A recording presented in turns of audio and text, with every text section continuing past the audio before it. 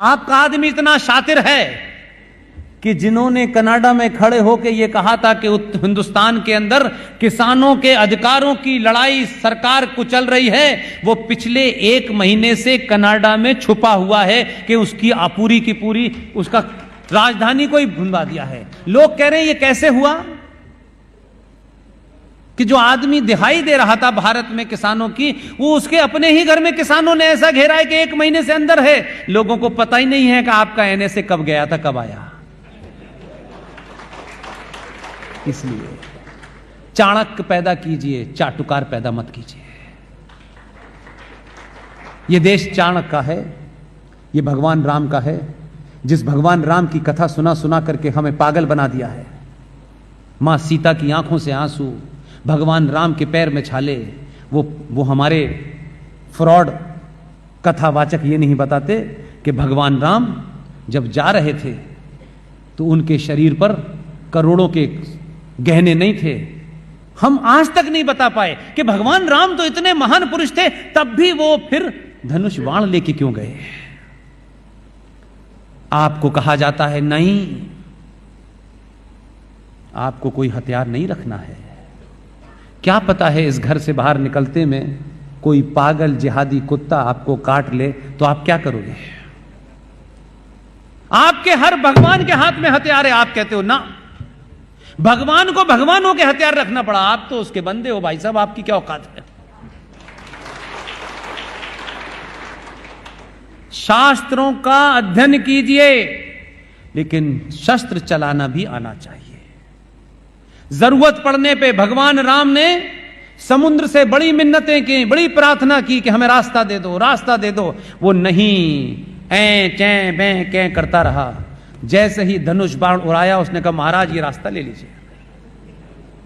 मूर्ख नहीं है भगवान कृष्ण, बांसुरी बजा रहे हैं, माखन खा रहे हैं। जरूरत पड़ने पर बांसुरी रखी और सुदर्शन चलाया। उसके बाद महाभारत हुआ।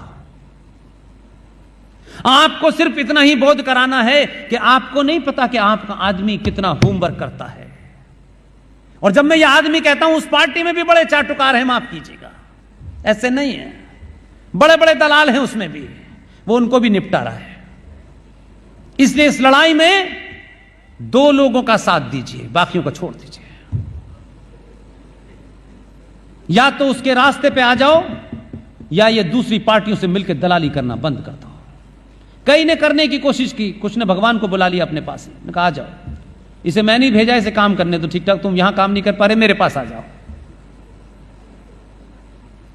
उस आदमी ने कुछ कुछ छोटे छोटे काम किए हैं, लेकिन भारतीय समाज को यह लगता है हमें कुछ मिला नहीं। जब तक हमें लड्डू न मिले तब तक हम ये समझते हैं कि कुछ दिया नहीं। छोटी सी घटना है, आपके पुरुषार्थ को जगाने के लिए कितनी बड़ी बात उसने कही है। और उसने कहा नहीं, ऐसे कर दिया। और हम क्योंकि कुछ मिला नहीं यार, कुछ इनकम टैक्स में छूट नहीं दी इसने यार इस बार, कुछ आलू के दाम कम नहीं किए, प्याज पे हम सरकार गिराई, आप इससे ऊपर नहीं गए। उसने एक बड़ा काम किया, इतना बड़ा काम। मुझसे अगर आप पूछें तो आने वाली नस्लों के लिए कितना बड़ा काम है। 2014 का काम है। मैं आज आपको 2022 में इसलिए बता रहा हूं कि आप गुजराती हैं, कम से कम यहां से बातें जानी चाहिए। 2014 में एक छोटा सा आदेश पास किया, और बहुत छोटा सा आदेश था, उसके लिए कोई संसद में कानून नहीं बनना था भाई। पास हो गया, चल गया। हमारे लोगों ने उसके ऊपर शायद नोटिस भी नहीं किया। लेकिन मैं आपको बताता हूं और बात समाप्त करता हूं। मुझे लगता है आप सोचेंगे कि पता नहीं अब ये कब खत्म करेगा,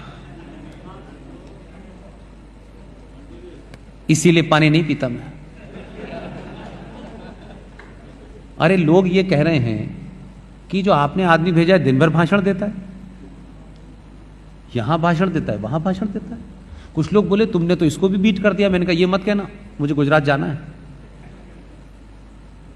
एक आदेश छोटा सा पास हुआ, और आदेश क्या था कि आप मुझे बताइए मैं किसका बेटा हूं, यह मुझे ही पता है। और अगर मुझे भी नहीं पता तो सिर्फ मेरी मां को पता है। मां ही जानती है कि मैं किसका बेटा हूं। गलत कह रहा हूं, सच कह रहा हूं। मेरी मां पीछे बैठी हुई हैं, बहनें बैठी हुई हैं पीछे। सिर्फ मां को पता है कि मैं किसका बेटा हूं। दुनिया में कोई ताकत नहीं बता सकती, सिर्फ मां को पता है ये सच्चाई। अंग्रेजों ने आपकी नस्लों को, आने वाली नस्लों को जीवन भर कुंठित, इंफिनिटी कॉम्प्लेक्स रहे, ऐसी छोटी छोटे काम किए कि आपको इस हीन भावना का कभी बोध ही नहीं हुआ। और यह कहा कि पुष्पेन साहब, आपको अपना डेट ऑफ बर्थ सर्टिफिकेट किसी मजिस्ट्रेट से सत्यापित कराना है, अटेस्ट कराना है। आई पुष्पेन कुमार कुल से, son of late Shri Baldev Prasad. आप मुझे बताइए, वो अंग्रेज बापू के पास जब मैं जाऊंगा कि आप मुझे सत्यापित करें, अटेस्ट करें कि मैं स्वर्गीय बलदेव प्रसाद का बेटा हूं, उसने कहां देखा बलदेव प्रसाद को? उसे कैसे मालूम है बलदेव प्रसाद का बेटा हूं? उसे तो नहीं पता। उसके सत्यापन के बाद ही मेरा सर्टिफिकेट लीगल माना जाएगा। फिर वो चले गए तो अंग्रेज चले गए, तो फिर हमारे हिंदुस्तानी बाबू आ गए। फिर आप फर्स्ट क्लास मजिस्ट्रेट से जाके साइन कराइए। होता था कि नहीं होता था ये? उसने एक ही छोटा सा आदेश निकाला, भारत के नागरिक को अपना सर्टिफिकेट खुद ही सत्यापित करना है कि मैं किसका बेटा हूं, किसी दूसरे की आवश्यकता नहीं है। कोई ऐसा ही होगा, कोई भयानक ही ऐसा होगा, उसके लिए डैश डैश कह रहा हूं मैं, जो अपने बाप का नाम भी गलत लिखते हैं। आज आपको यह भाव नहीं पैदा होता कि मैं स्वर्गीय बलदेव प्रसाद का बेटा हूं। यह मुझे पता है क्योंकि मेरी मां ने उसे बताया है, इसलिए मैं ही सत्यापित करूंगा। यह फर्स्ट क्लास मजिस्ट्रेट ने कब देखा कि मेरे पिताजी बलदेव प्रसाद हैं? यह कुंठा का विषय था कि मेरे बाप का सर्टिफिकेट कोई सड़क चलता मजिस्ट्रेट तय करेगा, मेरी मां के अलावा कोई तय ही नहीं कर सकता, सिर्फ वही तय कर सकती है। ये छोटे छोटे बदलाव हैं। आपने मुझे इतने धैर्य से सुना, मुझ जैसे आदमी को बुलाने का साहस जुटाया, मंच पे बैठने वालों का साहस को दाद, और इस स्वामीनारायण मंदिर के लिए ये तमाम देश भर में इनकी शाखाएं हैं। और ज्ञान वत्सल जी बहुत मज़े के आदमी, अच्छा भाषण देते, उनसे मिला। आपकी जो उनकी वो लगी हुई है बॉम्बे में, उनसे मिला। अलग अलग सेक्ट में आप लोगों के वो हैं, लेकिन उन सब में कॉमन बात यह है कि सब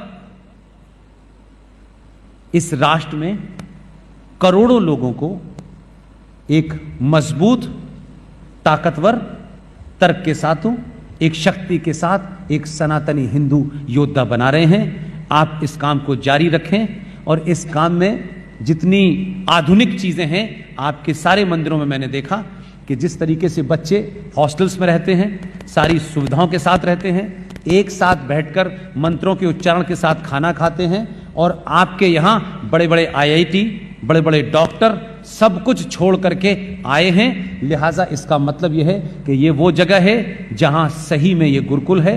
और एक छोटी सी बात आपकी नॉलेज के लिए बता रहा हूं कि जिस मंदिरों की बात मैंने की, जिस चढ़ावे की बात मैंने की, इसलिए आज का युवा ये न सोचे कि उसकी मार्कशीट में अगर बहुत नंबर नहीं आए हैं तो वो पीछे रह गया है। मार्कशीट आपको सिर्फ नौकरी दिला सकती है।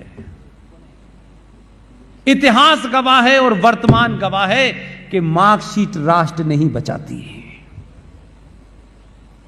इसलिए इस देश का एक प्रधानमंत्री वर्ल्ड बैंक में था।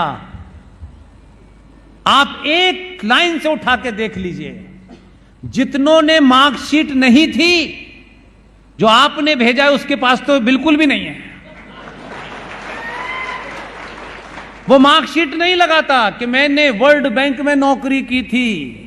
जिसके पास मार्कशीट नहीं थी उन्हीं ने राष्ट्र बचाया, और जिनके पास मार्कशीट थी उन्होंने ही राष्ट्र बेचा। ये ध्यान रखिए। इसलिए मेरे युवाओं, मार्कशीट की जरूरत सिर्फ उतनी है कि नौकरी हो, नौकरी हो, कुछ खाना हो, कुछ पीना हो, कुछ मकान हो, मकान 10 कमरों का होगा, उसका कुछ फर्क पड़ने वाला नहीं है। दुनिया में बड़े बड़े लोग एक कुटिया में रह करके उन्होंने क्रांति कर दी। ये तय करें कि आपको अपना घर बनाना है या राष्ट्र बचाना है। इसलिए इस मुहिम को जिंदा रखें। मेरी बात को जो अच्छी लगे वो ले, अगर इसमें भी कोई मन में शंका हो तो यहां जो भी बैठा हुआ है, मेरा email address Pushpendra Delhi 01, Pushpendra Delhi 01 मेरा ईमेल एड्रेस है। और माफ करिएगा, आप सोच रहे हैं कि यह आदमी अपना मोबाइल नंबर नहीं दे रहा। सर, मोबाइल नंबर दे देता हूं तो सिर्फ आप ही के पास नहीं होता, पड़ोसियों के पास भी चला जाता है। और दिन में मुझे 5 बार मेरा कत्ल कर चुके होते हैं वो, और ऐसी नई नई गालियां देते हैं। मुझे कहता हूं यार मैंने कहां टाइम में अपना पास करना, मुझे कोई ढंग की बात तो बता नहीं रही, गालियां दे रहे हैं मुझे। इसलिए मैं ईमेल देता हूं आपको।